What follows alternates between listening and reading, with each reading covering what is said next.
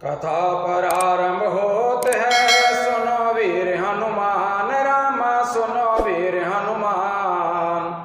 आसन आन विराजियो तेज पुंज भगवान, सियापति राम जय जय राम।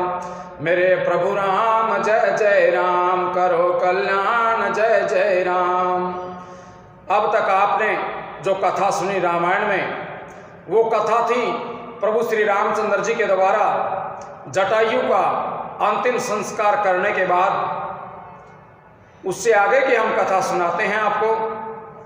जटायु का अंतिम संस्कार करने के बाद प्रभु श्री रामचंद्र जी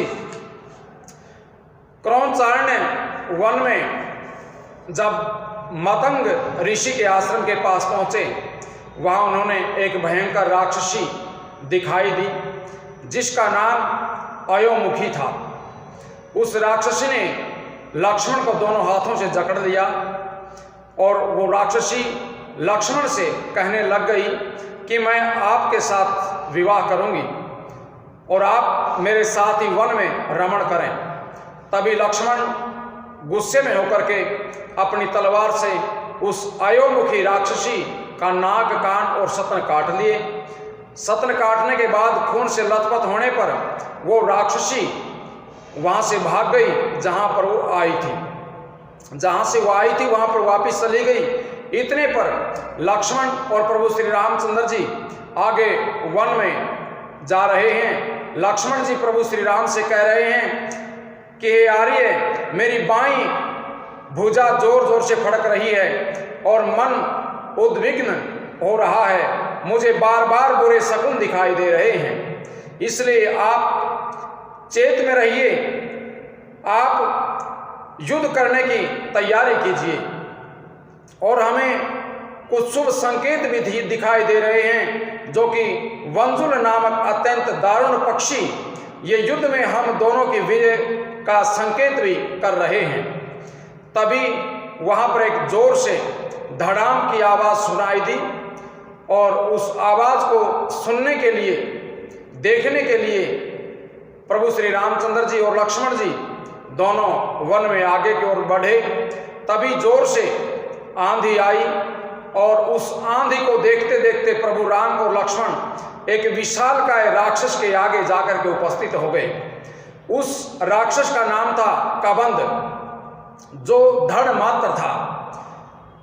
उसके सारे शरीर में पैने और तीखे रोए थे। वह महान पर्वत के समान ऊंचा था। उसकी आकृति बड़ी भयंकर थी। वह नील मेघ के समान काला था और मेघ के समान ही गंभीर स्वर में गर्जना किया करता था। अत्यंत भयंकर रीछ, सिंह, हिंसक पशु और पक्षी उसके भोजन थे। वह अपनी एक एक योजन लंबी दोनों भयानक भुजाओं को दूर तक फैला देता था और उन दोनों हाथों में अनेक प्रकार के भालू, पक्षी, पशु आदि मृगों के युद्धपतियों को पकड़ करके वो खींच लेता था। तभी प्रभु श्री राम और लक्ष्मण को भी उन्होंने अपनी भुजाओं में जकड़ लिया। तभी लक्ष्मण जी ने प्रभु श्री राम से कहा कि प्रभु, आप मुझे इस राक्षस के पास छोड़ करके यहाँ से चले जाइए और विदेह नंदिनी की आप खोज कीजिए। तभी प्रभु श्री रामचंद्र जी ने लक्ष्मण से कहा कि लक्ष्मण, तुम डरो मत, हम इस राक्षस को अभी मार देते हैं। तभी प्रभु श्री रामचंद्र जी ने और लक्ष्मण ने अपनी तलवार निकाल करके उस कबंध राक्षस के दोनों कंधों में से दोनों हाथ काट दिए। और उसके बाद जब वो कबंध राक्षस प्रभु श्री रामचंद्र जी से पूछने लगा कि तुम दोनों कौन हो और किस लिए इस वन में यहाँ आए हो, आप हमें बताने की कृपा करें। तभी लक्ष्मण ने कबंध से बताया कि हम दशरथ नंदन श्री रामचंद्र जी और मैं उनका भाई लक्ष्मण जी हूँ। तभी कबंध से लक्ष्मण जी ने पूछा कि तुम कौन हो और यहाँ किस तरह से लुढ़कते फिर रहे हो। तभी कबंध ने बताया कि मैं इंद्र की कही हुई बात याद करके आपको सारी बात बता रहा हूं। लक्ष्मण जी को उत्तर देने के लिए कबंध तैयार हो गए और कहने लगे कि हे नरश्रेष्ठ श्री राम, मुझे तो ऐसा कुरूप रूप प्राप्त हुआ है, ऐसा जो राक्षसी कबंध का जो रूप मुझे प्राप्त हुआ है, ये मेरी उदंडता का ही फल है। ये सब कैसे प्राप्त हुआ, ये बात मैं आपको बता रहा हूं। मैं पूर्व काल में बड़ा ही महान बल पराक्रमी संपन्न अचिंत्य तथा तीनों लोकों में विख्यात था और मेरी माता का नाम श्री अप्सरा था और मेरा नाम विश्वावसु नाम का मैं गंधर्व हूं और मेरे अंदर इतनी ताकत थी, इतनी शक्ति थी, ब्रह्मा जी के आशीर्वाद से मैंने भक्ति करके ब्रह्मा जी से आशीर्वाद प्राप्त किया और मैं कोई भी रूप धारण कर सकता था। एक बार मैंने सतुलशिरा नामक महर्षि को क्रोधित कर दिया, जो कि दुर्वासा ऋषि बताए जाते हैं। रामायण में दुर्वासा ऋषि के नाम से बताया जाता है और वाल्मीकि रामायण में सतुलशिरा नाम के ऋषि बताए गए हैं। वे एक दिन वन में फल मूल आदि इकट्ठे कर रहे थे। उसी समय मैंने उन्हें एक राक्षस का रूप बना करके भयभीत कर दिया, उनको डरा दिया। तभी उन्होंने मुझे घोर श्राप देते हुए कहा कि अरे दुरात्मन, आज से सदा के लिए तुम्हारा यही क्रूर और निंदित रूप रह जाएगा। ये सुनकर के मैंने उन महर्षि से प्रार्थना की कि भगवान, आप इस अभिश्राप का कोई उपाय बताइए जिससे मैं इस श्राप से मुक्त हो सकूं। तभी उन्होंने बताया कि जब प्रभु श्री रामचंद्र जी, लक्ष्मण जी तुम्हारी भुजाओं को काटेंगे तभी तुम्हारा उद्धार होगा।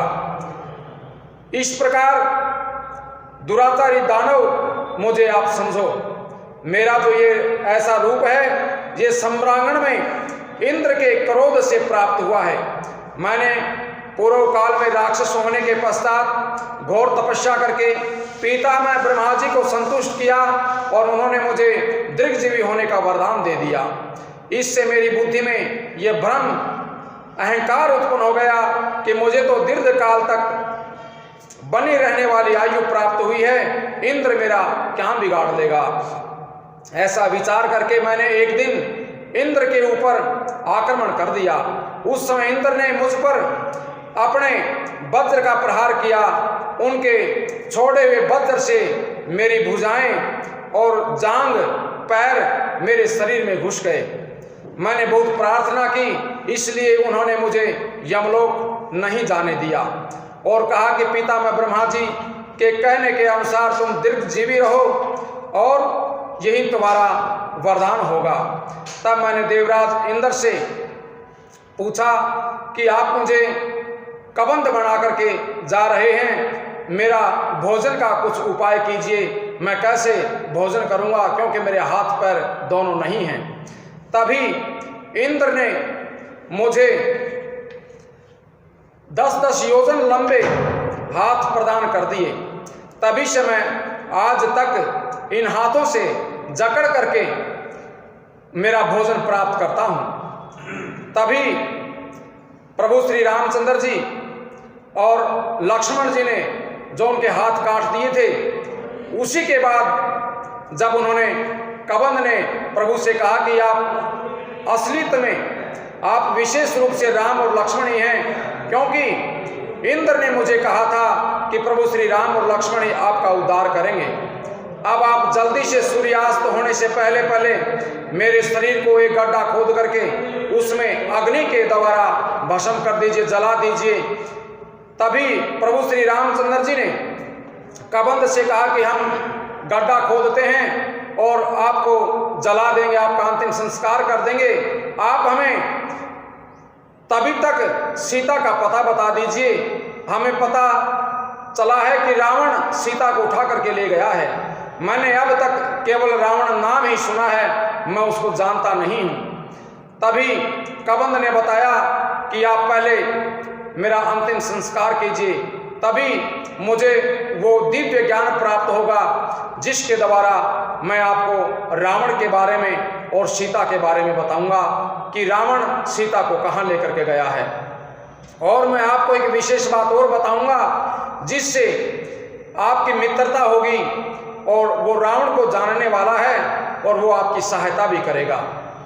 तभी प्रभु श्री रामचंद्र जी ने कबंध का अंतिम संस्कार कर दिया और उसी समय कबंध एक दिव्य पुरुष का रूप धारण करके प्रकट होकर के प्रभु श्री रामचंद्र जी से सारी बातें बताने लग गए कि आप पंपापुरी सरोवर पर जाइए और वहां मतंग मुनि के आश्रम के पास हनुमान और सुग्रीव के साथ आपकी मित्रता होगी।